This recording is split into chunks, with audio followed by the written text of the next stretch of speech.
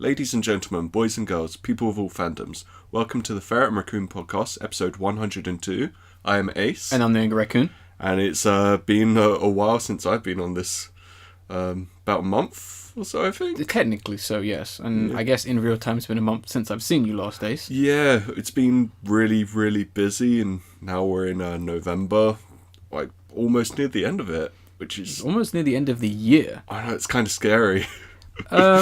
I'm kind of looking forward to saying goodbye to 2018, to be honest. Same. It's looking toward 2020, you know. When everyone will realise their hindsight is a lot better. 2019 doesn't even matter to you.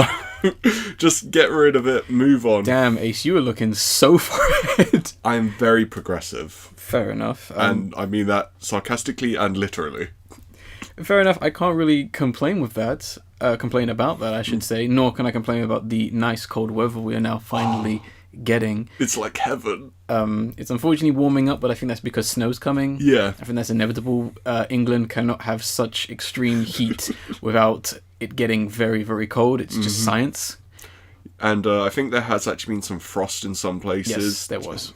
It's just perfect. I'm so happy right now. It's nice. Once the leaves are removed and I don't slip on them, we'll be good. I actually slipped on one leaf literally near yours, and the whole journey was fine, and one, just a light slip. Yeah, that road is not fun. It was criminal. I hate it. Yeah, I don't know what's going on with my road. But enough about that kind of stuff. We're here for it's like... I guess almost like third to fourth last podcast of the year. Yeah. And this could be one of the more important podcasts I think we ever do, just given how much has happened. Oh boy. And I kind of have the same kind of sense in terms of I was straight up on my anime tip since the last podcast. I had to catch up on that new stuff, that good stuff, that gold stuff. And I've been pretty impressed with this current anime season. Probably one of the more darker seasons for the most part. Definitely the darkest of the trilogy. Yes, definitely the darkest of the trilogy, which is fine. Can't really complain about that. Exactly. But the first anime I want to talk about is an anime that is so dark, so troubled, like only edgelords watch this. Everyone knows what I'm talking about. I'm talking about Goblin Slayer, of course. Oh, yeah. It had to be. My hair has been dyed black again. I've got the wallet chain. Oh. I brought it back from the dust. That early 2000s wallet chain. Yeah, this is an anime straight from the early 2000s. I've been listening to Panic at the Disco has been back. Old Linkin school Park. Fall Out Boy. They should have just got Fall Out Boy to do the opening song for this, to be honest. They should have got them to play the goblins. Yeah, they should. But in all seriousness, Goblin Slayer is a very simple and an extremely fun anime, despite that one scene that everyone can't stop talking about. I haven't even watched the show yet, but I know what scene you're talking about. Yeah, you know what scene I'm talking about, and this might sound controversial, but I think that scene was handled extremely well. Okay. Because, for one, it really establishes the main villain.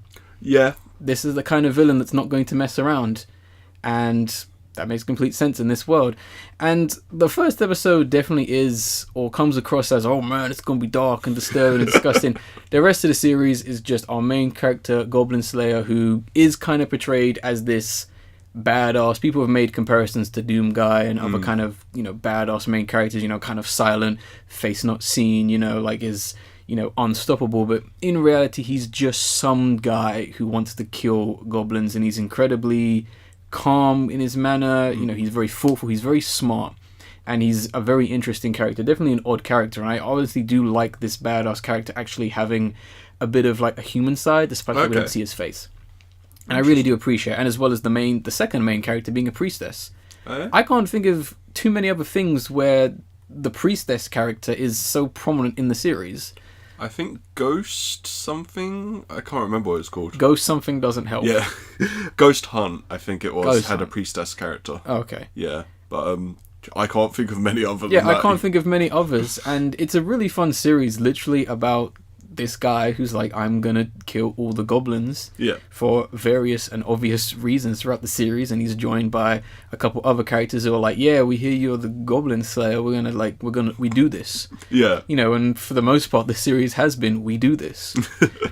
And I know someone made a very great comparison where they took a house that was completely covered in black and said episode 1 Goblin Slayer, and then put episode 2 to episode 12, this pink, colourful, lavish house is like the rest of the series, and it's not quite like that. So from the Addams to the Barbie house. Not quite. Okay. It's definitely, there is a contrast because the way Goblin Slayer is introduced and the way he comes about, for a lot of people who I guess don't think he's mentioned like, I'm the badass, I'm gonna kill everyone. He's not invincible. Yeah. Like, he gets pretty hurt. Most of the cast are not like these unstoppable force. They are people who are just so happen to be quite skilled. Okay. And they're a pretty interesting collection of characters. I'm not going to spoil them too much, but they are interesting. But the other interesting thing to note, which I'll kind of end on, is that all the characters don't really have real names. They're never referred to by their real names. It's quite bizarre. Yes, Goblin Slayer is referred to as Goblin Slayer. The priestess is referred to as priestess, or where's the girl? You know, that's what Goblin Slayer says, where's the girl? As well as him also saying is like, if it's, he literally has the mentality, if it's not goblins, I'm not interested. Interesting. Simply put, he's not interested at all. Like, literally, people are like, hey, the Demon Lord is rising. I don't care.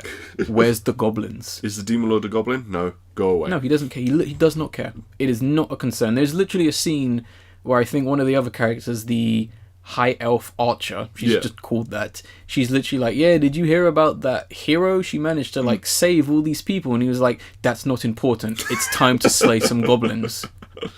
Well, he has his priorities. He literally says that, even when they're speaking to, like, the Archbishop of, let's say, the world, and she's like, you know, obviously this is a big and important person. He's literally like, so where are the goblins? And they're like, can you like not? Do you have an off switch? He kind of doesn't, but okay. It's never annoying. It's done in a very comedic, like, he's very straight to the point. Yeah. And I do like that this is a thinking man's anime to some extent. Where one thing which I think is pretty clever about the series, and I do enjoy, is he's not dumb. Yeah. He's experienced and he's smart. Like, a lot of the time he uses the goblins' own weapons to kill them. Okay. He just goes around, takes them and just stabs them in the throat. You know, and there's other times, there was another really clever analogy where he's literally burning a bunch of goblins to death, and he's like, yeah, the things they do to people and the way they kind of do all that kind of stuff, to them, I'm the goblin. All right. And I'm like, yeah, he understands what he's going, but also kind of dabbling a little bit of mental insanity, possibly. Yeah. It's hard to say.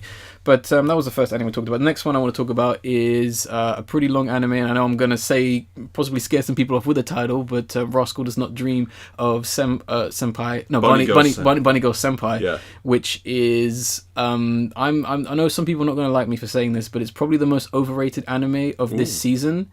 Okay, I'm done. But that does not mean that it's bad. Goodbye, mate. We're no longer friends. Podcast over. Exactly. How dare you diss Bunny Girl Senpai? Friendship over with Raccoon. Now Bunny Girl Senpai, my new best friend. No, not anime is my new best friend. Something you should never say. Oh, yeah. If anime is your best friend... Anime will never love you back. Well, I don't have to say anymore. This is a pretty interesting series which I can't quite describe without obviously saying it's very similar to the Monogatari series, in that it essentially revolves around a main character dealing with some kind of supernatural force which is affecting girls he knows. Yes. And that's basically the series, but what really makes the series stand out is the writing, the relationship, the more scientific approach to what may be going on, this whole...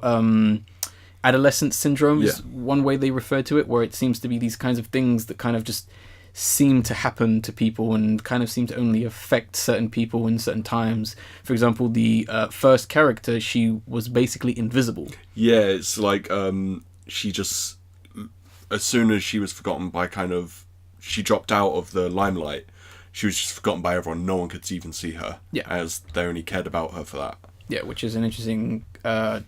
concept for the most part, and then we also had a few other stories which I won't spoil because they're still pretty fresh, but along those lines. And I think yes, definitely the writing is to be championed, as well as the characters. Surprised no one's talking about the very, very lazy animation. Well, that's the thing. Because it's mostly talking, I understand why it's not animated as much, but that shouldn't be an excuse. I know, because then it's like you shouldn't have bothered. Well, it's more the case of maybe is anime the genre it should have been? Should it have maybe been I don't know. And I'm talking lazy in the sense of if you really watch the series, a lot of the time there's lighting on their hair even when they're not lit. The characters are never lit properly. And I'm like, that's lazy. I'm not saying the animation is sloppy, I'm saying it's lazy. And you know what? There are plenty of things that do have this laziness about them which are fantastic, and that's just one disregard to the series. And I think it obviously doesn't bother me. I understand quality over quantity, but at the same time I think they should have put a little bit more time and just a little bit more thought into it. But hey, they were probably too busy adapting the very well written show that it is. And concept wise, it's definitely going to be up there in a lot of people's top 10s, I think. I think it's definitely that writing and how the relationship is handled is what makes it so remarkable to me. Yes, and it's very enjoyable. It's because I'm a super fan of the Monogatari series. It's nothing special to me, but I really love this series, honestly. I know I've been very negative, but I'm talking about this because I like this series. It's just there's a few hurdles, I guess. Okay. Next anime I want to talk about is Zombieland Saga. Probably the most ridiculous anime this year. Basic plot is a bunch of girls, they're now zombies, and they're gonna make an idol group to save Saga. Saga Preference in Japan. Yeah. And it is very out there, it's very funny, and it is certainly a very bizarre anime. I don't really want to spoil too much about it because the first episode, especially the opening, is amazing. Yeah. Because that is what you call a mood established. They established everything about the series in like literally 2 minutes. Okay. It's probably the fastest anime to get to the point I've seen in a long time. All right. And I really appreciate that, but it's definitely a very underrated series because there's a lot of really nice details that are presented there. There is a bit of commentary on like the music industry and idols as a whole. Yeah. I mean, they're zombies and they're idols in the music industry. Kind of the trauma an idol suffers is kind of directly in the character design there. I think there is literally one character who is their very eccentric and very cartoony producer. He does make a very funny point where he says, you guys are just dumb zombies. I don't have to worry about overworking you to death. Yeah, exactly. It's... You know, and they very quickly snuck that line in. None of the girls said anything about that. It was just like, but there are a lot of like very interesting concepts which I'm very surprised about the series. I mean, we have two characters of this group of I think 5. 2 of them were idols, interesting enough, but from different time periods. One was more from the 80s, just before stuff was starting to get big, and another one was there around about 2001. So we have they have a very interesting story conflict where they're like, no, this is what an idol should be, no, this is how an idol is now, this is what we got to do. Tradition versus modernity. Yeah, and there are some interesting stuff, and even we have a like a biker kind of girl there. She was in a gang basically, and she has some interesting stuff where she's kind of like reliving things. She's like, yeah, this zombie stuff's not too bad. And we've got like another one who was around during the 18th century, and she's just like okay. She has the most she's the most okay about it. She's like, she literally at some point says, I don't really know what's going on, but it's best just to go with it. Yeah. And that's fine. And another very feral like zombie character who hasn't quite woken up yet, who is very weird, but a very funny series. And there's quite a few funny surprises in there, which once again makes them interesting. They poke fun at some things, some very specific things within, let's say, anime and the idol industry, which some people are going to go, huh. Okay. The only clue I would say is, wow, that looked really outdated. but it was perfect. Yeah. Another one I want to talk about really quickly, SSSS.Gridman. Yeah. The, I think, second-ish animated adaptation of the Gridman series, which was a live-action series fighting kaijus and big monsters and stuff. This series kind of blew me away with what they're doing with it. They have, like, they're completely redefining not only just that kind of specific genre, but the story as its own. Yeah. It's not really a spoiler to say this, but this seems like it actually is a very interesting sequel to the original series. And I honestly agree, yeah. The fact that they've decided to do a sequel, but also make sure that they're continuing and rebooting at the same time is very masterful, especially what they've done with a lot of the characters. Like, I'm just going to say this right now without spoiling anything, possibly the best villain of the season. Okay. knowing what is probably going to happen with this character Yeah. and what's happened with this character, I'm like, oh boy, I don't like this character, but I like this character. Yeah. And that's how you make a great villain. And the animation, even the 3D animation, surprisingly Yeah, works. it blends Although, really well. like, I've been following Trigger Studios and I've been seeing their progression. They're really working hard on that animation. Yeah. They're very proud of it at the same time as well. I'm only 3 episodes into this series so far because I've been really busy, but I have to say it definitely feels like a reconstruction of the entire tokusatsu genre. Yeah. And I love it so much because of that. Yeah, the only downside I have about this series, and it's probably why there isn't enough buzz, and I guess why people aren't reviewing it as well, is I think there's something missing from this series. Okay. And I don't know whether you'll feel the same when you catch up, but it's something that I think it's the characters. Right. I think some of the characters are just a little bit too pointless. Right. And where I'm at the series, I'm like, you guys need to do something for you to have worth. Okay. Because right now you're very pointless and you have no impact on the story. I'm not going to say who these characters are, but there's one instance very later on in the series, which you will see and other people will see, where our main character, who is essentially Gridman at this point, he finds out something. Okay. And this something is, let's say, a big reveal to some extent. Yeah. And obviously he finds this out and he's like, okay, this is pretty crazy. And he goes and tells the 2 main other characters, to which they say, nah, that can't be, you can't be serious, that can't be real. Which I found incredibly weird, given that they're best friends with a guy who went into a computer and turned into a giant robot to fight a giant monster. And you're saying that's weird? I thought that was incredibly stupid, and I didn't even understand why they even questioned that. Yeah. And I'm like, and that's like their biggest input so far. And I really, like, the other girl character, I have no idea why she's so popular. She has not done anything. Right. I don't get it. I know what they're going to do with her, but they still haven't done it yet. When I catch up, I'll have to talk to you about it. Please do. And if you are watching SSS.Gridman and want to join the discussion, you can hit me up on like Twitter and like, you know, message me or even leave a comment, because I don't want this show, I don't want to be coming away from the show going, wow, that was great, those characters sucked though. Yeah, exactly. Because, and I think that's honestly why the series isn't getting enough hype, because the weird thing I'm seeing is people keep drawing that girl, but no one's saying why she's a great character. Most people just like the girl characters because they're girls, and that's the closest they get to a girl. But we already have a good girl character which isn't getting nearly as much love she's the as bad guy. Yeah, but still, it's like... And she's got too much agency. We don't like that. I don't know. Like, people are very finicky about stuff. I'm really... It's not something that's ruining the series for me. It's only if it gets worse. Fair enough. I don't think it will, because I kind of know what they're going to do with that character. If they do it right, sure, but then we still have maybe 2 more characters who are pointless. And that's a bit of a problem. And the last one I want to talk about is Kagaguri Circus, which is a quite an old series, actually, which they finally turned into an anime.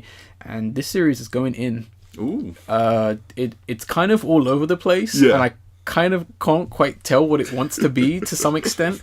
One of the main reasons is that the 3 main characters all look like they're from different eras of anime. Yeah, when I saw the part. poster, I thought that, and I was like, what? Like, the kid looks like he's from JoJo. Yeah. The female character looks like he's from the 80s. And the other male character looks like he's from the 90s. Yeah. Specifically, he looked like he came from Baki to me. Yeah. Like the classic Baki. Yeah, and I'm like, what's going on here? And it's very bizarre, this series, because I think it's going to be a big series. I think it's been confirmed for about 24 episodes, so they're going to try and do as much as possible, because it is quite a big story. But for the most part, it's circus performers and puppets fighting and money owed and rival circus makers and performers and stuff, and it's going out there. Like, the first 3 episodes were pretty like, oh my god, this is some serious stuff. Gotta save the kid. Yeah. And then, like, after that, it's kind of like gotta settle back into school. And then it's like, no, we're gonna join this circus. Okay. And it's like, I haven't seen any like puppet battling for a while, and it's like, Where'd the puppets go? What's going on? Like, I don't know. I've seen some stuff and heard some things. I'm looking forward to it. They've done a pretty decent job with the animation. Appropriate use of CGI animation, except for the first episode, where there was a few shots where it's like, yeah, this one character's going to be CGI and they will never CGI again. Oh. Yeah, okay. There was one scene where like that female character walked off and she was in CGI for some reason. And she's never been in CGI, but the puppet has. And I'm like, weird. What's going on here? I don't know. But that's kind of like my contribution to this anime. Alright. Basically, I'm probably going to watch a few more things. I haven't watched JoJo, haven't watched Golden Kami. I want to watch that sumo anime, but I don't know if it's good. I think that started last season though, or something. Did it? I think so, because I remember it being last season as well. I don't even know. And possibly, hopefully, catch up on some older stuff. Yeah. But what have you been up to, Ace? Because I've talked for way too much. Well, I actually saw a few films and played a game, so I'm going to talk about those. I do first just want to say that JoJo Golden Wind is so good, and I think episode 7, which is the last episode that came out, has the best moment in anime this season for me. It was amazing, psychedelic. I loved it. And if you've seen that episode, you know what I'm talking about. Well, there's only two kinds of people in this world: people who watch anime, people who watch JoJo, and people who don't. People who watch JoJo and people who don't matter. Yeah, simply put. Yeah, that's my very brief anime talk there. That's all you got to say about JoJo. I mean, all you got to say is and I'll be like, yeah, I get it. Yeah. It's alright. It's okay, I know. I watched The Ballad of Buster Scruggs, which I think you talked about on the previous podcast. I talked about the trailer. Yeah, and I want to talk about the Coen brothers who made the film. Mm-hmm. Their films I either absolutely love and will watch forever, or I just don't care about and think they're overrated. Mm-hmm. Big Lebowski, overrated. Hail Caesar, fantastic, kind of like that. Okay. This one, it's weird because it's the most middle film of theirs. As in, I love this bit, and this bit, and this bit, and this bit was just kind of which is kind of what you get with an anthology film. Yeah, it was originally meant to be a series. It was, yeah. I mean, it was literally going to focus on each character, literally called The Ballad of. Yeah, exactly. But because of that, there are some really mixed feelings in here. There was some segments, particularly the first half of the film, that I loved. Literally the first anthology story, I could have gone through a whole film or series of, because it was so good. There were some other really fun ones, and then one that I think went on the longest was the one I cared about the least. Oh. And it was very souring, and I remember reading a lot of people saying that, yeah, it should have been shorter, like the whole thing, and that particular story, which is the problem. But Buster Scruggs himself, he's the best story. Bugs Bunny himself. Yeah, literally, that character he is a cartoon. Yeah, he's perfect, and that story is the best one. I loved it. I adored it. They call me Buster Scruggs. And he sings a great song about Surly Joe. Oh, if we were going to say he sings that great Taylor Swift song. Oh, no. What, look what you made me do. No, September, the Taylor Swift song. I have no clue. You know Taylor Swift's like classic song, September. Wake me up when September ends. No, do you remember, September, Nah. Basically, I'm making a joke that she had the audacity to cover Earth, Wind and Fire's September. Like, get over yourself, love. Go away. Just next film, another Netflix original, Cam, which is about a cam girl as she kind of discovers a doppelganger has taken over her cam account and is doing things she wouldn't have. And it's very inspired by Perfect Blue, in my opinion. You mean rip-off? No. There's good inspiration. Scenes aren't like, it's not flowing like it does in Perfect Blue, but there's a lot of similarities and definitely some Lynchian influence as well. Blue colour palette, yeah, I get it. Well, actually pink. No, fair enough. But it was really shockingly good. I was kind of gripped to the film, and I will watch it again because it handled cam girls and the whole like thing in a very good way. Some other things would probably handle it like, oh my god, you're a cam girl, ugh. And it was like, no, it's just a job. You know, people got to live. So I think it handled it really respectfully, and I think the story went some good places. I won't be surprised if It Follows was an inspiration as well. So I can see that. I highly recommend Cam to people if you haven't heard of it or even know it existed, because I didn't until I just saw it pop up on Netflix. Definitely go and check it out. It's got a great poster as well, which I'm going to link to you, Raccoon. Okay. Because I think you'll like the poster. Okay. And my final thing, I recently got in a Black Friday sale Marvel's Spider-Man for the PS4. Oh yeah, I forgot about that. And so I am really enjoying it. I've heard some massive opinions of it being the best Spider-Man game ever, which I don't agree with, but I still think it's a really good one. I still think Amazing Spider-Man 2 is the best Spider-Man game. You know, everyone else, you're wrong. It's Amazing Spider-Man 2. Okay? But it does have a lot of good stuff. I just can't really pinpoint something that it does specific and unique. But it does everything that other ones have done, but it improves upon in ways. That's the only thing. So I wouldn't say it's really original, but it's good at what it does. It's the best thing I can really say about it. That's fair. I mean, it's basic as hell, but you know, I guess they did a good job. And as much as I'm really not one for talking about graphical fidelity, it's one of the other prettier games besides some people's faces. Oh, but they got rid of the puddles though. Alright, it's a 0 out of 10 now. They downgraded the game. There's no puddle reflection. Puddles. No puddle reflection. Where are my puddles? Oh, it only runs at 59.3 frames per second. What do you mean, 30 frames? It's the worst game ever. It's the worst game ever. It's a 0 immediately.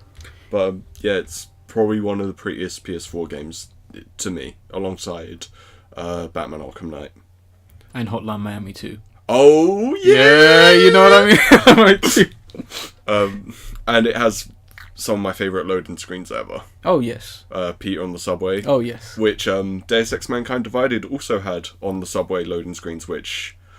Just do that if you need loaded screens. So what you're saying is they ripped it off? Oh, definitely. Right. And all the augmentation rights issue.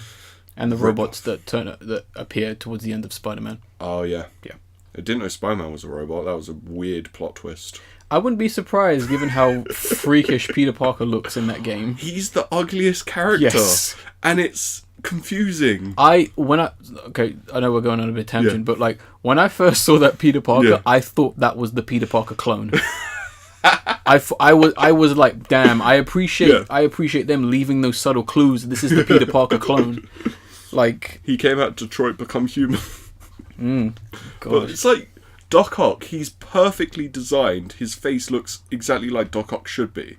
Well, he looks like an old guy, yeah. Yeah, and he's got the right detail. And then you look at Peter and you're like, ugh. What? No. I don't know what happened there. There's a few other characters where I'm like, what is going on here? Yeah, I mean, Aunt May, it's well done, but she looks weird to me. And Norman Osborn looks like he should be the owl. Yeah, Norman Osborn looks terrible. He really looks like the owl guy from Daredevil, and I can't remember what he's called. Yeah. I don't know who that is. He looks like a comic version, like a game version of that character, and it's really hideous to me. But everyone else looks amazing, and yeah. So, Marvel Spider-Man, it's good, but... No cigar. Yeah. Maybe a cigarette. Okay. If you want cancer. Oh. Okay. Alright, well, let's move on to talking about the last fortnight, which, oh my goodness. Not just the fortnight in terms of just general news and stuff, but just this whole podcast as it is. Yeah. Obviously, as we've just talked about, we had a ton of stuff to discuss because we went in pretty hard on stuff, and lots of news and lots of stuff just pretty much just came out and shook the world for the most part. Yeah. The first thing, unfortunately, is the fact that the legend himself, Stan Lee, unfortunately passed away on, I believe, the 12th of November at age 95, which I don't think anyone was expecting. And I think, quite frankly, the whole world was just, like, jaw-dropped at that. Like, I honestly couldn't believe it myself. Because a bunch of sadistical people have tried to say he's died before in the past, just to try and get a rise out of people. So I almost passed that off as fake. But when finally finding out, I'm deeply upset about this information, much like I think pretty much everyone was. Yeah, it's deeply saddened to hear this. I literally just saw it on the news. It was like reported 10 minutes ago, and it's just kind of like there's a massive hole now. And he was such a big inspiration to me. Some of the characters that he co-created, some of the creativity in there, and just the influence that it's had.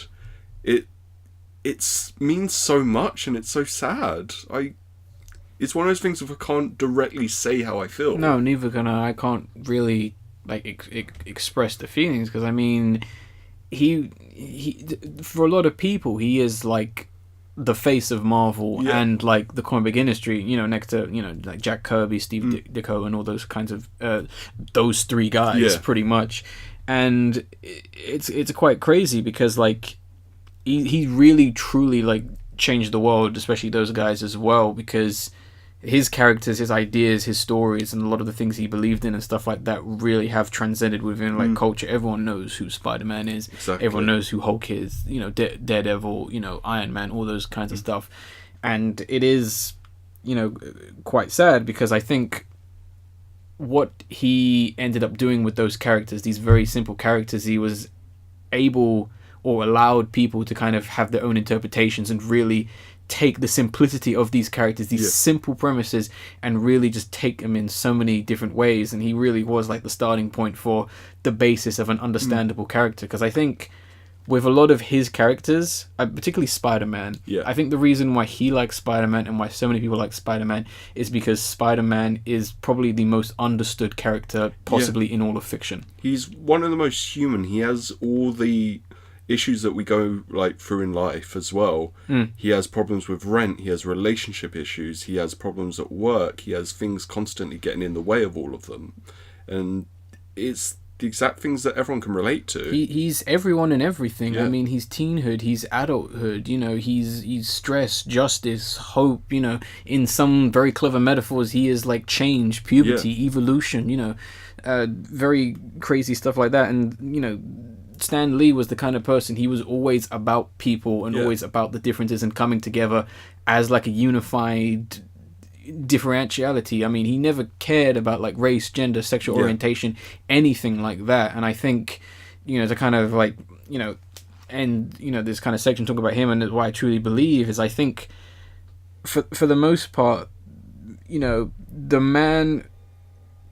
God, I'm just sorry, I was getting distracted by the noise. I don't know if you can hear me, but like the man really believed in people, and therefore I think us as people really believed in him. Yeah. And that's why he's such a significant person, and that's why, he was so important for the world. I mean, if you want to just write this off as he made some comic book characters, fine, whatever, but you're still talking, you still know who Spider-Man is, you still went to go see that Marvel film, and I think even his message, if you actually look at it, is present even today, even in the films. It's all about differentiality and coming together. What was Infinity War about? Exactly. What was it about? Well, it was about one person trying to destroy the world. I mean, I wasn't literally asking you about it, but I think everyone knows what happened in that film for the most part, and don't you dare try and say that no one ever thought about the core concept of any of Stan Lee or any of those guys' characters, and for a second I went, no, we're not going to do anything like that. And even his cameo in like the film kind of makes sense. A lot of his cameos, especially that one in particular, we won't spoil it just in case anyone hasn't seen Infinity War yet, but even what he says in that film is very much in his character. And in the description and the download link, we do have a few links kind of talking about him, people who portray his characters, people who know him, kind of like talking about him in terms of tweets, and even DC themselves made a very nice tweet about him. And another link which I personally put, which is from the Criterion collection, where they essentially talk about his director friend, which is a 10-minute video in case you really want like a really interesting and definitely out there interview from the guy, definitely coming away from comic books, which I think is a very good watch, so please watch that as well. I'm going to talk about the next thing, which unfortunately doesn't get any better. I did just want to add, there was a Stan Lee cameo within the Marvel Spider-Man game, and it was one that I thought was very great, of Peter Parker and Mary Jane meeting up again. and he literally says to them, "Are you two back together? I always liked you two," which is just such a nice message. He was one of the people who hated it when the whole like one brand new day kind of thing, where they were split apart due to the devil. Oh, that stupid story. Yeah, he didn't like that. He thought that they should have stayed married. Stay away from that comic too. Yeah, it's not good. No. But Stan the Manly. Big time. Next on to part of the European Union's new copyright directive, in which Article 13 was approved, but it's not fully what's the term? Put into practice yet. Yeah. It's still being voted on by the parties of the European Union, and will go into full voting in January 2019. Article 13 is to do with the digital copyright, essentially on media platforms, in which copyright material can get people, well, the platforms themselves, into trouble, essentially. Yeah, it's kind of like a new system where, because we don't want to get too heavy into things, because I'd first say I would like, please check out the links and like the videos we have. I think The Closer Look, who is a YouTube channel, he did a pretty lengthy but pretty understandable video, which is in the link as well, which I would urge you to go watch, or read the other article we have provided as well. But essentially what's happening, to kind of put in a simple terms, is instead of, let's say, me uploading, let's say, an episode of The Simpsons onto YouTube, and then that getting copyright striked via, let's say, Fox, and that kind of, me being held accountable via YouTube for what I'd done, essentially I will be completely dismissed from what I've done, and YouTube will be held accountable for something I had done. Whether or not a YouTuber or me had in fact broken fair use or copyright restrictions, for the most part, they will immediately be held accountable. So essentially everyone who does create stuff online, does talk about, discuss, whatever, is essentially almost like they're kind of what's the best way to put it? They're essentially a liability for some of these sites to initiate a not really a court case, but a suing to some extent. And so what that means is, unfortunately and understandably, YouTube and maybe a few other sites have to take action where, if this thing is going to pass, it essentially means that no one will be able to create, discuss, or even really receive any kind of creative or informative media, simply because the higher powers that be will immediately sue slightly lower powers that will be. They can't take the risk of being sued hundreds to thousands, maybe millions of times a day. It's not practical, because this article is essentially going to stifle creativity and freedom of speech. And I think one of the worst parts about this whole situation is no one is talking about this, and I don't think anyone really understands the implications of what's happening. What has essentially happened is the film industry has essentially gone, we don't like the fact that... I actually found out one of the people that are most behind this is actually the music industry. They are. They're the ones pushing the most. It is like they are, because they do not like the fact that people have access to their music via this platform as opposed to other platforms. Or others covering their music or sampling it. They, for some reason, hate any sort of work that's mildly derivative or referential. Yes, because it's not profiting them. Yeah. The music industry, I would tell you this, as much as they will not tell you, it is struggling. It is in a dire situation, to the point where in the next 10 years, it could collapse to some extent. Downloads, well, I should say, vinyl has killed off downloads. Yeah? Vinyl, a lot of the profit from vinyl doesn't directly go to the people who own the music, because you have to pay the people who made that vinyl. So they're losing money on vinyl. People are profiting because they get to hear what they want to hear, the master, preference. But they are pretty annoyed that they are losing that 3%, 5%, 10%, significant amounts of money. And they've essentially really put pressure on YouTube over the last year and the European government to essentially get that tiny scraplings of money and just essentially take control back from I guess, people, or the bad guys in this sense. And it's incredibly frustrating that if this does pass, and if this does happen, yeah, we're going to be much worse off. Yeah. They're going to be, but the ironic thing is they're going to be only slightly better off. Well, this is the problem. Rich people get richer, poor get poorer. It doesn't matter by how much, that's what they want. That's what they want, but at the same time, I think they also need to consider that this is going to be something that obviously affects us for a long time in a bad sense. This is going to benefit them for only a small amount of time. Because if I made a video talking about the new Kanye West album, which is owned by, let's say, Sony, I don't think it is, and then let's say I made the review, talking about how much I love that new Kanye West album, and given the fact that this Article 13 had passed, no one in Europe is going to know my thoughts or even really know, potentially, that Kanye West's new album has dropped. Yeah. So immediately, sure, people are going to stream whatever they are told to like and listen to, but at the same time, opinions matter, and word of mouth is a extremely powerful tool which has stood the test of time for so many decades and has killed so many things for better or for worse.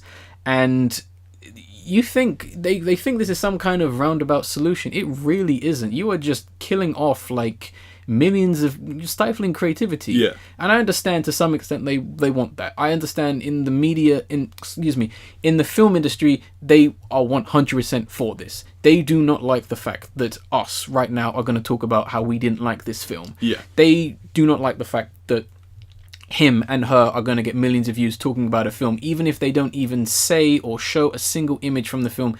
They hate that because they assume that we're the ones killing off their industry and their films when it is just lackluster and lazy filmmaking at the end of the day. To quote one of my favorite albums of this year so far, talk shit, back it up. Yeah. Like, you guys are just constantly complaining about everyone else's fault. You sound like a damn child, and you're going to make everyone else suffer for no reason. To some extent, I kind of hope this article does pass just so they really do get fucked. Because at the end of the day, I will still be able to buy music and all that for the most part, but at the end of the day, I won't be getting my money. I can't watch John in Germany do his video. I didn't know that film came out. I'm not buying it. I mean, some of things I love, I only found out through other people online. And I've only been able to express my opinions on very obscure things online. So it's just dulling everything. It's not helping. It's capitalism. The problem with capitalism. And to kind of end this, don't for a second anyone who lives in England think that we are going to be any better off just because we left the European Union. Yeah. If this passes, Europe will be a dead zone, meaning that anyone in Europe will not be, for example, listening to this podcast, cannot listen to this podcast, nor can I get any content from there. And one thing people need to consider, that's also information. That's news. God forbid anything happen in this country and that country, none of these countries will be able to help us or even know about it. Trust me, God forbid there's a storm, Germany only find out about that 2 days later. Yeah. In addition to the copyright directive, there's also Article 11, which is even more obscure, which is the link tax, being that linking to other websites or other articles, etc., will take a cost. Yeah, which would, in theory, kill all news and information, including this podcast. Yes. I honestly hope that this copyright directive is shut down in, like, the states disagree with it, like the European Union parties disagree with it. As much as I do want it to be disagreed, and the main reason we're talking about it is to spread the message. So for anyone who is listening to this podcast, share the links, talk about it, just get more people talking about it, because the fact that this isn't even discussed in the national news is disgusting, frankly. Because at the end of the day, if this passes, they'll be the first motherfuckers complaining that this is not fair. Weirdly enough, the only one I saw talking about it, which is one of the worst newspapers in England, was The Sun, which is like, jeez. Because they know, because they're the next to go, that's why. They're the next newspaper to go. And I mean, it's not great, and I do hope that it doesn't pass for the most part, because I honestly think that this is just confusion. It's much like how a lot of really shady deals and laws get passed, and people get funding through the American government because they slip it into a NASA like thing. Just slip it into a different bill to get through. You know, which is not right, obviously. And one of the things is, and this is why I'm going to get on my political soapbox here. Okay. This is why I don't like conservatives, because this is literally a conservative proposal. It's about adding to the digital copyright, bringing digital copyright into the new world, and essentially stifling anyone that doesn't have the money to create. That's literally Tory conservative parties, and I hate it. This is why I vote Labour. They only benefit those few, and I'm not even talking about the 1%. Yeah, they literally only benefit the 0.2% of these people who and the thing that's quite sad about them, which I almost shed a tear about these kinds of people, is they honestly really don't know what the hell they're doing. No. They are just so, like, I don't know, they're somewhat ambitious to make things harder for other people. In literally the case of they can't be happy if people aren't miserable. Yeah. Simply point. And they are just grasping at straws going, how can we become the more powerful and more dominant people that causes issues for other people? And they've obviously just found this, I guess, loophole or technicality or whatever, and they're just using for advantage. It's the same thing that happened with the whole Bredex thing. It was just, we'll do this to get some more power. Trick the working class into voting for it. Get rid of the immigrants. Because the immigrants is what's killing England and many other countries. They're to blame, 100%. Don't forget your NHS is suffering. Why is it suffering, mate? Oh, it's not because the Tories have cut funding. No, it's because money's going to the EU. That's what it is. As they whistle. Oh dear. Oh my god. It's March is going to be interesting for England. Yeah. Oh god. We're not even going to get into that mess. I know. Oh my goodness. But yes, please spread the word about Article 13, Article 11. Share the links. Definitely go ahead and spread news about this. Message your members of the European Parliament. Yeah, simply put. And I do find it kind of interesting that even YouTube themselves has actually made a statement about this, which is quite telling, because YouTube don't tell no one nothing. Exactly. Like pop-ups and adverts actually informing people about this, which I will give them a little bit of props for actually doing that, because yes, this is literally their business at stake. But I would honestly say, if you really wanted to be impressive, just get some of your highest viewed and highest paid YouTubers and just force them and pay them to do a video on Article 13. I think Philip DeFranco has, which being a very notable person, he's going to be spreading it, which is good. I think PewDiePie may have made a video, but I'm talking about some people who don't necessarily talk about that kind of stuff. Like, I'm talking like makeup tutorial people and vloggers. Have them talk about it, because those people have the impression that they are dumb as a sack of rocks. If that dumb sack of rocks talks to another bunch of dumb sack of rocks, then maybe something might happen. Yeah. I don't know. I mean, imagine if the Paul brothers actually did something about it. That would be shocking. No, they're all for this. Probably. Yeah, they're all for this. We created the reaction. Much like Sony created the Let's Play. Oh, no. Oh, no, that's the Wright brothers, isn't it? Huh? Was that the Wright brothers or something? The Paul brothers, I mean, like Logan Paul, Jake Paul. Like, if they did something, that would be shocking. They are not even a factor on this human race. I know, but if they did... No one is going to miss them when the inevitable happens. But anyway, enough future talk. Yeah. Let's actually move into some news stories and topics. Sorry, things have gotten pretty dark and pretty loaded, but I did say that this podcast was pretty damn important at the beginning, and it doesn't stop. The train keeps going as we are talking about the shock reveal, shock drop, took the world by storm, Detective Pikachu. Yay! Now, the first thing I got to mention about this trailer is the fact that a day later after the trailer was released, Disney released a trailer or a teaser trailer for Toy Story 4, to which nobody cared because everyone was too busy talking about Detective Pikachu, understandably so. Yes. To which they... Desperate for attention, they released another Toy Story 4 related trailer where characters in the film reacted to the trailer as if it was some kind of mass big global phenomenon, like, oh my god, they're doing a Toy Story 4, whatever. And I think even since then, since that trailer they released another trailer for Dumbo and the trailer for the Lion King remake. Oh, I saw a screenshot for that and it looked so broke. Now Ace, I don't know about you, but I think someone might be jealous. I know. Someone's a bit jealous that something they don't own got big views. Yeah, jealousy in the house. Yeah, exactly. But the first thing I want to say, and I'm just going to put this out there to get the main-ish negative thing out the way, is this film is not going to be good. Okay. I don't think this film is going to be good. There are too many reasons why within the trailer that I don't think this film is going to be good, and video game adaptations simply do not work. But that does not stop or deteriorate from the fact that I am extremely pleased about this film. Yes, I am extraordinarily excited. All my adorable Pokemon babies are there. So like fluffy Jigglypuff, creepy Mr. Mime. Oh, we're going to talk about fucking Mr. Mime. I loved him. He was great. And all the Bulbasaurs just marching. It was so good. They're so happy. I know. They were great. I mean, my biggest worry about the film, other than the fact that it existed, was Ryan Reynolds as the voice of Pikachu. Because I couldn't hear it in my head. Yeah.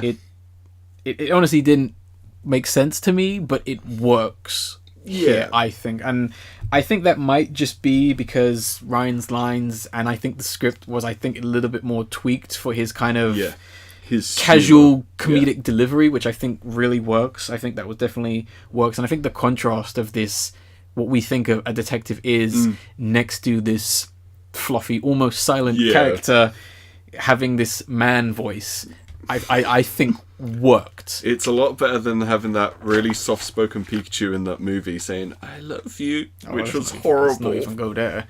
I laughed in the cinema at that. I think it works. I mean, I'm so pleased that along with a lot of the other Pokemon, they're furred and fluffy. I know. I love it. I think that's something not a lot of people think about. Yeah. Pikachu is basically a mouse. Exactly. And they're covered in hair. And Jigglypuff has that very prominent quiff, which, it looks so cute. I love it.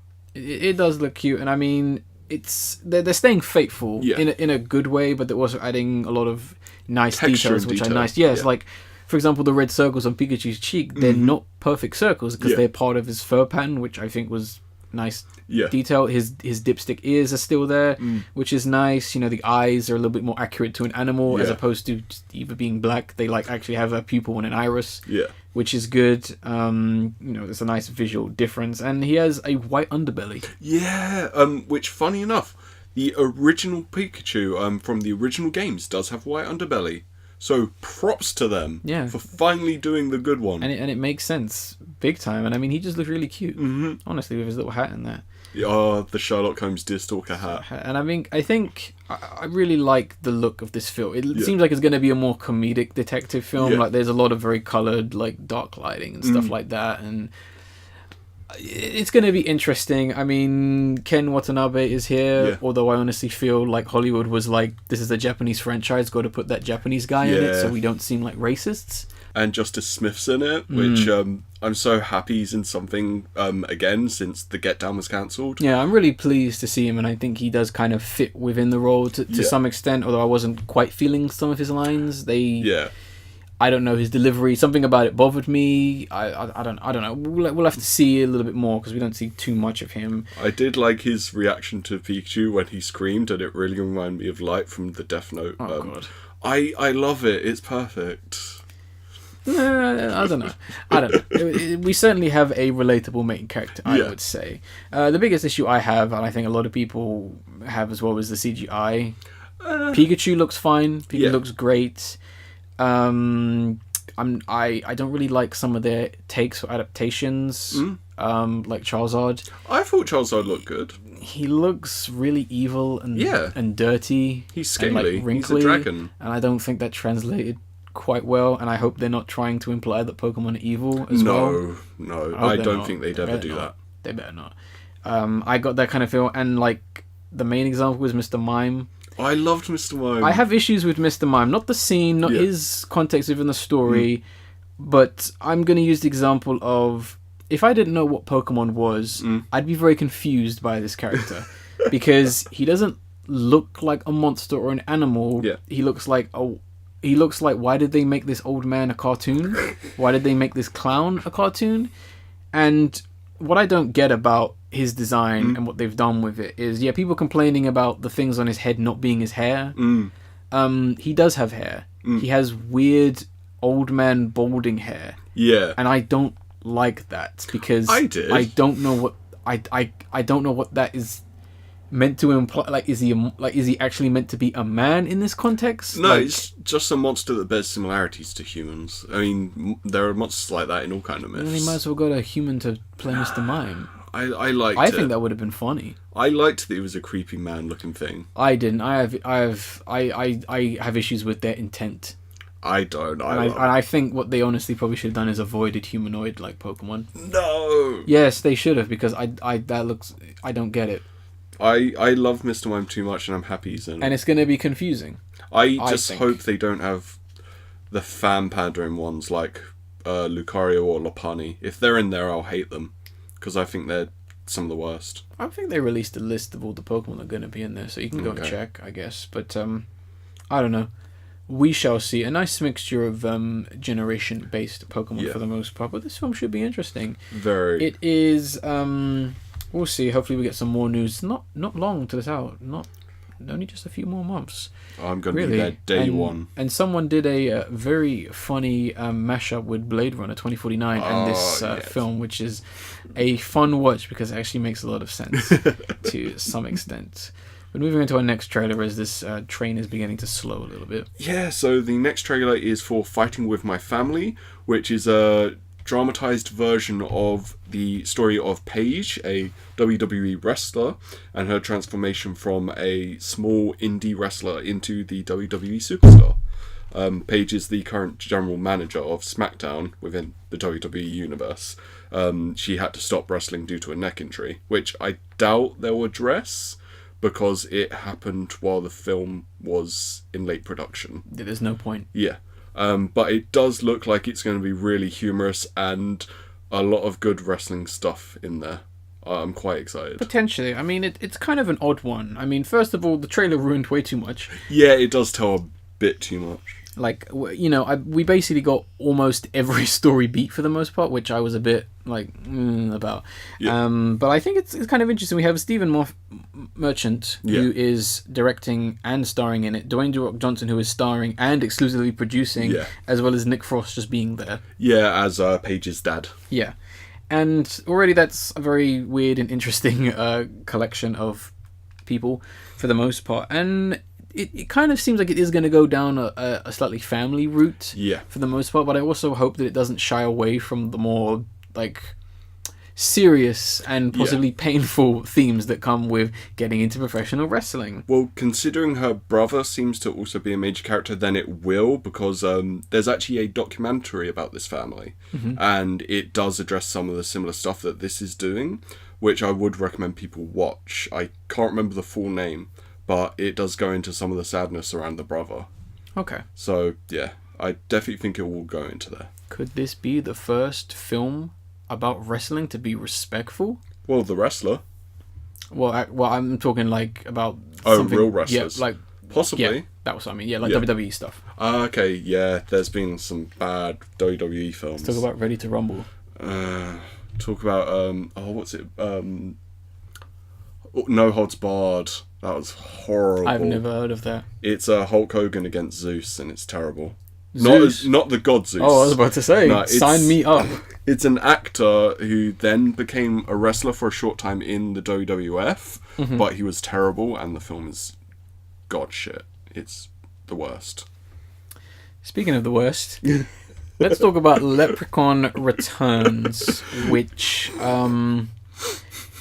it's going to be a good film when it's heading straight to digital. Yes. Not even DVD. Yeah, so Leprechaun Returns, which is set 20 years after the original. I don't know if it's a direct sequel to that or if it's a sequel to Back to the Hood. Oh, Back to the Hood. Yes. Not to be outdone by their predecessor, In the Hood. Yes. Leprechaun In the Hood, where it's the only film where you can see a leprechaun hitting the bong. Yeah. And getting high.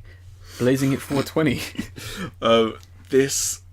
I think I'm going to love this film because it looks really, really horrible. It's got some incredibly budget-looking special effects at points. Oh boy. I think some of those effects I saw in Kevin Smith's more recent film.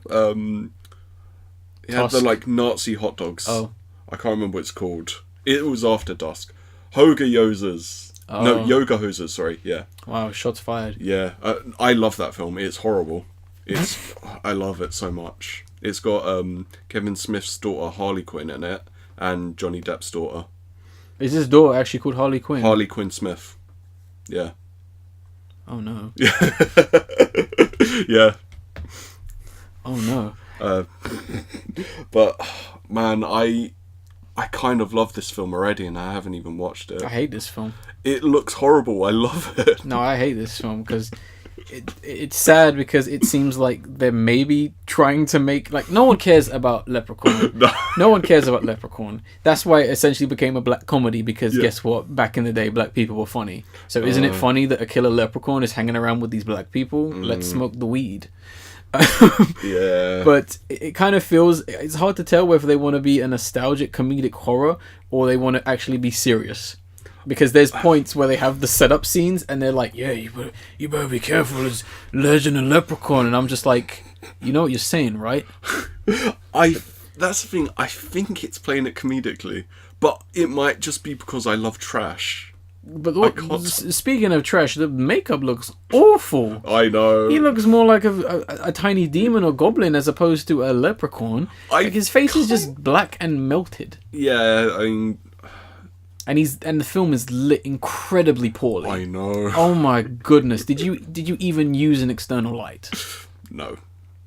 No one even knows what an external light was on the product. They shot day for night, and they shot night for day. I wouldn't even put it past them, honestly. You know, I wouldn't even put it past them if when it got dark they went, that's it, we can't film anymore. It's dark. Exactly. It's dark. It's a horror film. We can't shoot now. Don't put any lighting on the leprechaun. Maybe people find it scary. Also, he has like weird teeth now. The original leprechaun actually was resembling of an actual leprechaun and a human. Now he just has like scary teeth. Oh yeah. And I'm like, what's that about? He didn't look like that before. Well, it's the modern age. You have to be scarier now. You know, the kids see the sharp teeth, they already get scared and tweet about it. If they wanted to be scary, they wouldn't have made this film. No, but that's the fact, they made it, and that's what's scary. I think the fact that this is not even coming to DVD is scary. Well, next year, when it's out, I'll talk about it on the podcast. Not on my podcast. It's too spoopy. Not on my podcast, I assure you that. Oh, gosh. All right. Well, we have our final section, which is a discussion. Yes. And it's our ugly friend has made a return. Oh, the Game Awards. How I love thee.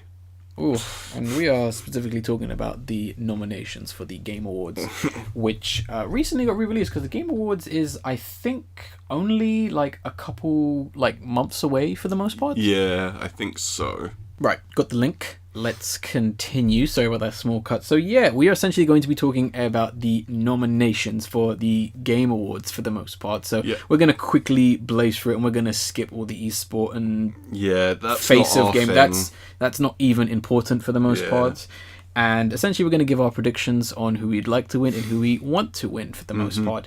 So let's blaze through this quickly with the main one. Game of the year. We have Assassin's Creed Odyssey, Celeste, God of War, Marvel's Spider-Man PS4 Vanilla Edition 2018. That's its full name. Monster Hunter and Red Dead Redemption 2. Okay, so predictions. I'm probably going to go for God of War. I think that's going to win. Really? I do. I think God of War is going to win. I've heard a lot of very mixed things about Red Dead Redemption 2, weirdly enough. I've heard a lot of praise, but there's been a lot of mixture from fans. Because I think it's going to go to Red Dead too, to be honest. I mean, that would be my second guess, but I think God of War. People lapsed that up, despite it being nothing. It's not the greatest game. No. Yeah, I'm honestly surprised by this category because no one got nominated. I think which is a very strange like approach. Like only 2 games, honestly, in my opinion, deserve to win, and that's Monster Hunter and Celeste. Yeah, Monster Hunter World. And for the most part, I don't even know why Celeste is here. Yeah, I'm quite surprised. I mean, I like Celeste as a game. I think it's very good, but Game of the Year, that's a bit of a surprise. Yeah, because I next to Monster Hunter, it is one of the best games of the year. Everything else on this list doesn't even hold a candle to those 2 things. No. Yeah, it's just really weird. I'm genuinely surprised that Celeste was on there. Either Celeste or Monster Hunter is my actual pick to actually win this. I kind of think Monster Hunter World is the one I'd go for. Fair enough. Next we have Best Ongoing Game, which is a title that doesn't make any sense, nor should it deserve any kind of award because we are essentially praising unfinished and nickel and diming. Yeah, I mean, it's different if it's like, hey, we made an expansion a year later, here you go. But none of these seem to be. So we have Destiny 2, Forsaken, Fortnite, No Man's Sky, Overwatch, Tom Clancy's Rainbow Six Siege. So, I kind of think that Fortnite will win. Because the kids love that Fortnite. Yeah. I'd probably want Rainbow Six Siege to win. Because all the additions they've done to that game is good. I've already forgotten that category. I'm going to have to look at it again. Best ongoing game. Overwatch. Okay. Because at least there was a nice character to look at that was released in the game that actually had some thought and design put into it. He is a hamster, it's true. Yep, I'm going to go Overwatch. Then we have Best Game Direction, which is interesting. We have A Way Out, Detroit, Become Human, God of War, Spider-Man, Marvel 2000... I'm not going to keep doing it. Yeah. Spider-Man PS4, Red Dead Redemption 2. What was the title? Best Game Direction, weirdly enough. Yeah, this is a really kind of sticky one, because I'm like... Direction? Out of all of them, I'd want probably A Way Out to go. Yes. Because that one's got the most interesting direction out of all of them. It's the one that plays the most like a game, in my opinion, as well. I think God of War's going to win again. I think God of War is going to win because people are dumb, yeah. Yeah. But I want A Way Out. Yeah. Because actually... You know, the director talked a bunch of shit last year, but obviously he has proved everyone wrong and actually delivered one of the actual best games of the year. Yeah. Next we have Best Narrative, and we have Detroit. I'm sorry. I was caught off guard by that. No, you're right to laugh. Best Narrative, we have Detroit Become Human, God of War, Life is Strange 2 Episode 1, Marvel's Spider-Man, Red Dead Redemption 2. Okay, I think that God of War is probably going to win. Out of all of them, the only one I can really talk about as to, I think, has the best story because I played it is Marvel's Spider-Man. And that's, yeah. I would go with Marvel's Spider-Man. Yeah. I would like that one to win. I think Life is Strange 2 Episode 1 is going to win. That's not even the whole story. Yes, I disagree. Shouldn't even be there because that is not a complete story. Exactly. That is not anything. I mean, how do you know this? The rest of the story could be absolute crap. I mean, right now it's not good. Yeah. It's just pandering. I haven't even seen it. It's just political pandering. But that's like, you can do politically pandering well, but I mean, I haven't seen it, so I don't know. It could be shit. It is. Yeah. It's just pandering. It's just what are the people on Tumblr like? What are they angry about? Oh, they really don't like the current president, so let's do some stuff about that then, I guess. And the weird thing as well, The Awesome Adventures of Captain Spirit, which isn't anywhere, and it was free as well, was way better than Life is Strange Episode 2. It's the best thing that studio has ever done. I haven't played it yet, but I've got it and I'm going to play it soon. It's great. It's just a tiny little thing, which obviously you can kind of tell that the team were starved for creativity and they kind of poured it all into there. Yeah. That should really be here instead of Life is Strange 2 Episode 1. It's just put there because it's going to win and because it's hopefully some girls will watch. Yeah. That's why it's there, to be honest. I hope Detroit doesn't deserve to win anything because it is absolute trash. Well, apart from best robot, best buddy cop. That's the only thing it should win. Not really a category. I know, but it should be. Next we have Best Art Direction, Assassin's Creed Odyssey, God of War, Octopath Traveler, Red Dead Redemption 2, Return of the Obra Dinn? Obra Dinn. Obra Dinn. Yeah. Okay. I want Return of the Obra Dinn to win because, oh my god, it's so beautiful. Either Octopath Traveled can go second. Yeah. I think I wouldn't honestly mind if that won.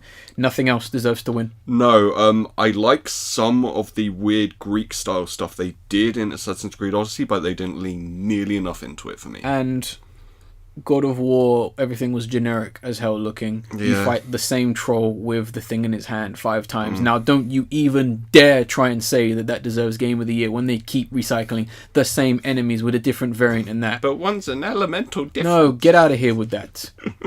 That's just lazy. But you have a little son. Yet you're gonna give that a 10? Wow, I bet I guess when I make my game, I shouldn't even try. Jeez, I'll make all the money then. Best Score Music presented by Spotify, which can get out of here because they are one of the main people responsible for Article 13 and 11, so I don't even know why they are here. But let's go through the categories. We have Celeste, God of War, Marvel's Spider-Man, Ni no Kuni 2, The Revenant Kingdom, Octopath Traveled, Red Dead Redemption 2. I actually haven't listened to the soundtrack of any of these besides playing Marvel's Spider-Man, so I don't really know. I feel like, was God of War on there? Of course it is.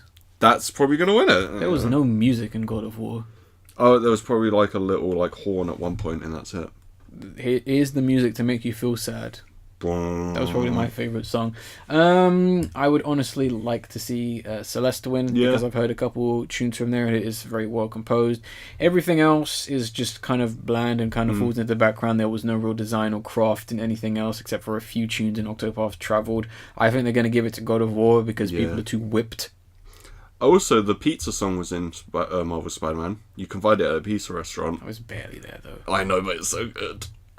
Best Audio Design presented by Dolby, which is a really weird one. Yeah. We have Call of Duty, Black Ops 4, Forza Horizon 4, God of War 4, Marvel Spider-Man for the PS 27, and Red Dead Redemption 4, technically. I will say that the audio design for Marvel Spider-Man is extremely well polished, and I was shocked. Like, he could be talking, and then as soon as you start web slinging, his voice will dramatically change as part of that, which I think is genius design. Yep, I think so. I would like to actually see Spider-Man win this. Once again, I think it's going to go to God of War because, oh man, when Kratos punched that guy, you hear the sound effect.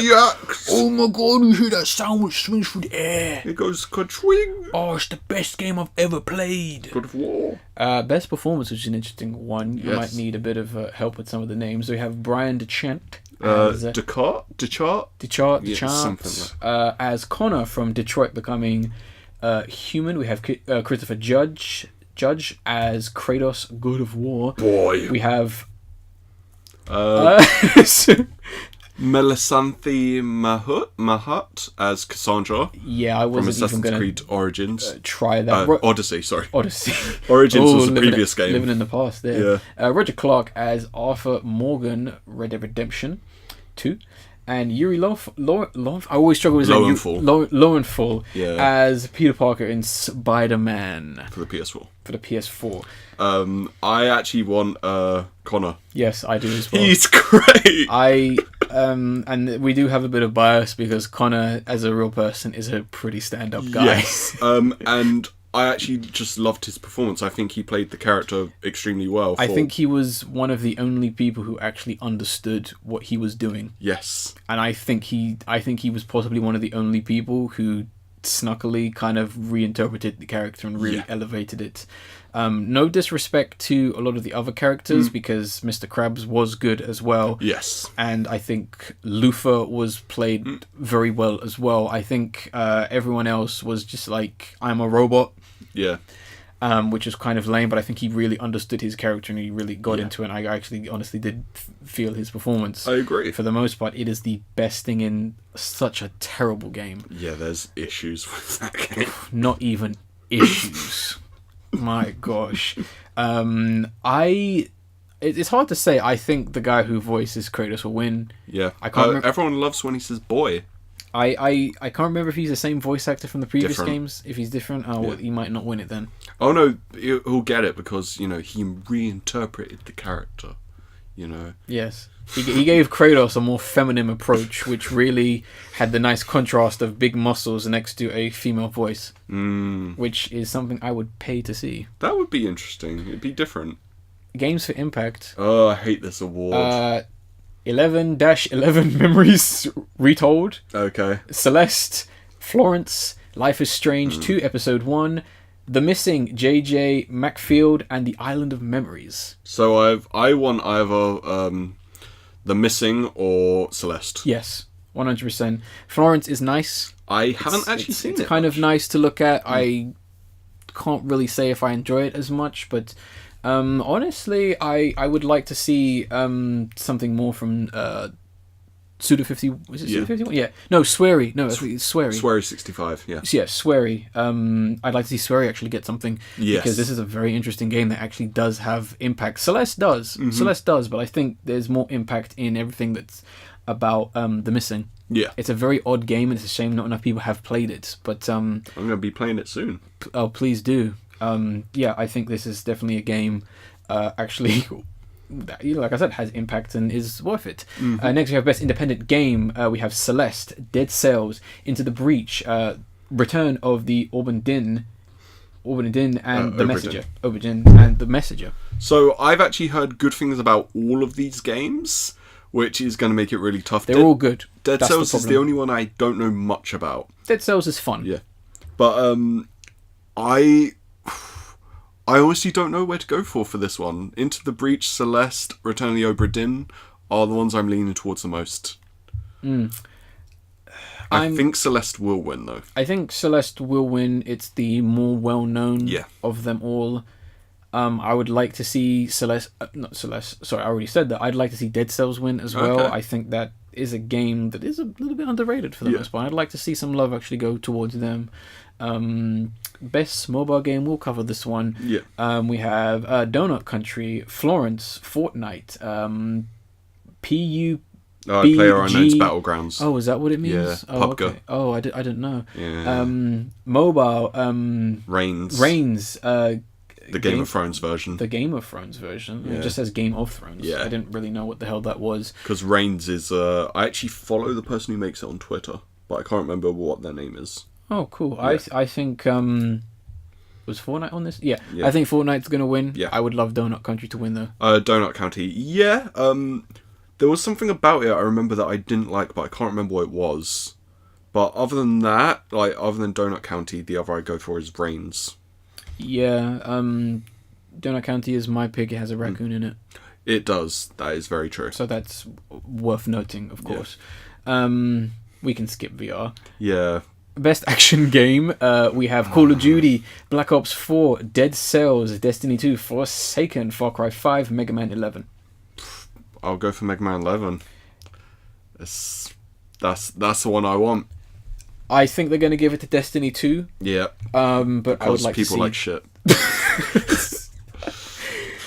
I would like to see Mega Man 11 get it, because I think it was really true to an actual action game. Yeah. Which I am pretty pleased about. Best action/adventure game: Assassin's Creed Odyssey, God of War, Marvel Spider-Man, Red Dead Redemption 2, Shadows of the Tomb Raider. I want Marvel Spider-Man to win out them, or Assassin's Creed Odyssey, because my friend has it and I actually quite like the combat in that. It's okay. Marvel Spider-Man is an actual action game, so I would like it to win. I think Red Dead Redemption 2 is going to win. Or God of War. Which has shit action. I'm partly holding back laughter because I only just remembered that Shadows of the Tomb Raider exists. I forgot it came out. Boy, did everyone forget about this game. The funny thing is, I think every time I look on Steam, I see it and it's cheaper. It's like, oh no. Oh man, this the Shadows of Tomb Raider should have been a story within Rascal Does Not Dream of Bunny Girl Senpai. Because boy, did this thing become invisible. It's true. Best role playing game, we have Dragon Quest. Is that 11? 11? Okay. Yeah. Echoes of the Elusive Age. Monster Hunter World, Ni no Kuni 2, The Revenant Kingdom, Octopath Traveled, Pillars of Eternia 2, Deadfire. Oh, that's it. So, the one I want to go for is either Pillars of Eternity 2, Deadfire, or Monster Hunter World, because Pillars has some of the more classic RPG mechanics in it compared to the others, and Monster Hunter World, I just really love that kind of... I know the series came out before the Souls series, but is that Souls-style combat that I love, but more action. I think it is going to go to Monster Hunter World, and I would like to go to Monster Hunter World, but to be honest, this is probably the best category right here. Yeah, all these games are really good. All these games are worth playing, they're really good, I honestly don't care who wins. Yeah. Because they all deserve to win. I agree. They are like some of the best. Best fighting game, we can breeze through this quickly. Smash Ultimate isn't out yet, don't worry. Which is a shame. Blaze Blue, Cross Tag Battle, Dragon Ball Fighter Z, Soul Calibur 6, isn't it? Yes. Yeah, 6. Yeah. Street Fighter 5 Arcade Edition. No. I'm gonna Dragon go Ball. with the obvious one, which I think will win, Dragon Ball Fighter Z. Yeah. I think that's a sure thing. No disrespect to Soul Calibur 6, I think they did a fantastic job with that creation mode is the best ever. That deserves mention. Definitely those two, I would say. Yeah. We can do best family game. The family. For the family. This is really a game award about family at the end of the day. It is. We have Mario Tennis Aces, Nintendo That's not Labo. a game. Alright, hold on. Overcooked 2, Starlink Battle for Atlas, and Super Mario Party. Okay, I'm gonna go for Mario Tennis Aces or go Overcooked 2. Okay. Because those are actually good games you can play with people. Yeah, I would go with Mario Tennis Aces. I really liked what they did with that. They finally kind of got back to the whole actually making the tennis games fun once again. I think it honestly will win as well. I think Labo's gonna win. I think Labo is still way too confusing for most people, and like you already said, I think people don't regard it as a game. It's not a game. You know. Best strategy game, the Banner Saga 3 Battle Lech. Is it Battletech. Battletech. Yeah. But it was Lech. Nah, it's part of the Battletech tabletop series. Oh, okay. Frostpunk Into the Breach and Valkyrie Chronicles 4. Frostpunk has to win. It's the best. It's amazing. I love it. It's a good game. Either that or Valkyrie Chronicles 4. Sure. Banner Saga 3. Yeah. Maybe. Yeah, I mean, it deserves to be there. It deserves some attention, I would say. Although the game that is the most deserving of this title isn't even on the list, and that's Phantom Doctrine. You're lost. Game Awards. What's up with that? And it's like one of the best games this year. Yeah, I think so. We're going to skip best sports game. We're going to go straight to multiplayer game. Call of Duty, Black Ops 4, Destiny 2, Forsaken, Fortnite, Monster Hunter World, Sea of Thieves. Monster Hunter World. Yep, of course. Nothing else really matters. I think the time of Call of Duty even being a threat has long since passed. Yeah. And, well, it's basically just Fortnite and PUBG, this one.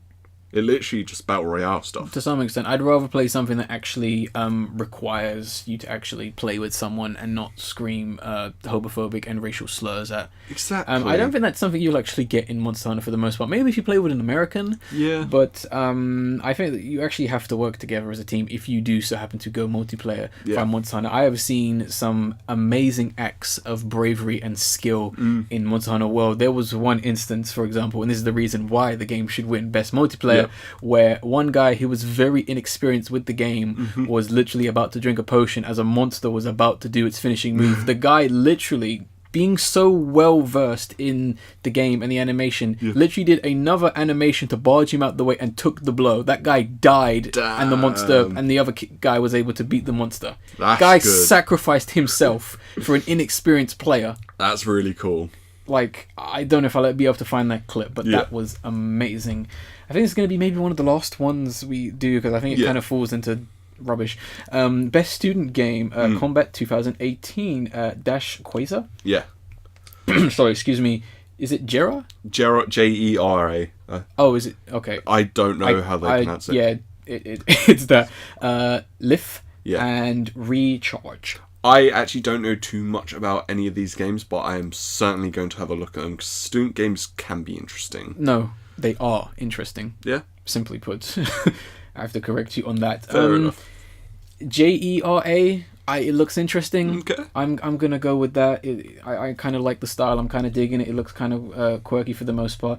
Best debut indie game, Donut County, Florence, Moss, The Messenger, and Yuku's Island Experience, which I've never heard of. I will probably go for The Messenger here. There's some very interesting stuff in that game. Donut County. Okay. I think that will win. Yeah. Personally. And I hope it does for the most part. Although Moss does have a cute creature on it. But what else has a cute creature in it that isn't on this list anywhere? Oh, I Ghost don't of a know. Tale. That's very true. Yeah, where is Ghost of a Tale in this whole thing? Where the hell is Ghost of a Tale? What the hell? You want to preach about best games of the year, Yeah. yet you're not putting Ghost of a Tale on. What the hell? Also, Iconoclasts. Iconoclasts, yeah. Iconoclast. Where is that? There's That should be right there next to Celeste, in my opinion, honestly. Yeah. There's so many good games that came out this year that I haven't seen on this list, and then God of War's basically on everything. Yeah, it doesn't deserve to be. It really, that first slug, hopefully you guys managed with us, and hopefully you guys have your predictions, which you can leave it via comment, email, or however means via our Twitters or so. Really, the same games, a real lack of variety this year, which I am really surprised about and disappointed by. We've obviously expressed disdain for games like God of War because they simply are overrated and not worthy of the praise that they receive and your money. Yeah. God of War is a terribly designed game with a lot of flaws and honestly a very weak and boring story. And it focuses on that story more than it does on mechanical play. Have you tried to manage that menu system? I've seen it. I don't want to. I can't finish a certain playthrough of that because there was literally a 20-minute part where someone was in the menu for 18 minutes just trying to figure things out. The puzzles are garbage. Yeah. I don't know. Oh, one puzzle is literally just carry this big object, walk over here, now put it down. Which is funny because he literally picks up something bigger than that and throws it in no time in the cutscenes. I'm really disappointed. The award show itself is going to be interesting because no matter what happens, it's going to be upset. I hope Hydrobot's back. I'm sure it'll be probably someone else. He's my favourite character at the Game Awards, alongside the Pope. It'll probably be Pickle Rick will be there. No. Oh, did you hear that thing of where Pickle Rick was talking about some trailer or something, or no, it was Rick and Morty doing some trailer reaction or something. It was horrible. Oh, I thought you were talking about that thing where it was Rick and Morty, I think the rapper Future, or is it Logic? I can't tell. He's basically that white guy with glasses who thinks he can rap. And the Twitch streamer Ninja were playing Fallout. That's the one. Or was it that where they were playing Fallout 76? 76, yeah. I have no idea what it's called. That piece of shit. Who? Everyone? No, Ninja's an okay person as far as I've heard. No, he's not. Is he? Not? No, there was a situation where he was playing Fortnite and he assumed someone was stream sniping him, to which he got very angry and threatened to call up whoever owns Fortnite and have them banned. Well, fuck that guy. To which, when that person who supposedly he thought was stream killing him basically uploaded his video and said, yeah, I wasn't, to which Ninja replied very humbly with, you need to get over yourself and stop milking the fact that you were a victim. Piece of shit. Oh, he's also up for Best Creator via Gaming Award, so yeah. Let me do the award show, it'll be better. No, it wouldn't, because it would basically be like last year where it was like, fuck these people. Exactly. That's why I should do it. So many people don't want to hear that. They deserve to hear it. Some people in this industry don't want to hear that the industry is actually struggling, although everyone's kind of going hush hush hush about it. Just raise the price. That will make up for loss. Don't worry, it's how much the games need to be made. Yeah, just make sure it's 60 frames and you'll be good. I think we've talked about games long enough. And we are pretty much at the end of the podcast. Thank you for sticking with us for the most part. But the last thing we're going to talk about is the video of the episode, which is kind of staying within the theme of November, remembering, and December. And Ace has picked this video for the most part. Yes, so this video is a part of the Reset Button series by Seamus Young called Do It Again, Stupid. And it's essentially going through this specific mission in Grand Theft Auto game, and all the problems with it. Cutting to a moment from Portal 2. Do It Again, Stupid. It is great, and it's one of my favourite video reviews of all time. So I had to choose it. To let people know right now, it's about 15 minutes long, but Yes. From the 30 seconds I've seen, I can say I think it's worth it. I totally agree. And that's, I think, going to wrap up the podcast for the moment. There's nothing else anyone wants to add? Not that I can think of, no. All right. Very heated, very fun, very discussion-based, this episode. Running a bit long, but I think it can be argued, but certainly worth the time. Yeah. Thank you for listening to the podcast, if you have listened to all of it for the most part. Ace, if people want to discuss with you more about certain things and certain games, where can they find you? You can find me on Twitter at the Ace Enigma. That's the without capital, Ace with capital, and Enigma with capital. And if you want to talk to me about whatever reasons, more anime and stuff like that, you can hit me up at The Angry Raccoon. Only one C in The Raccoon. And you can also email us at raccoonplusfriends.gmail.com. And also you can leave us a comment in the in the comment section of the YouTube video link and other means necessary.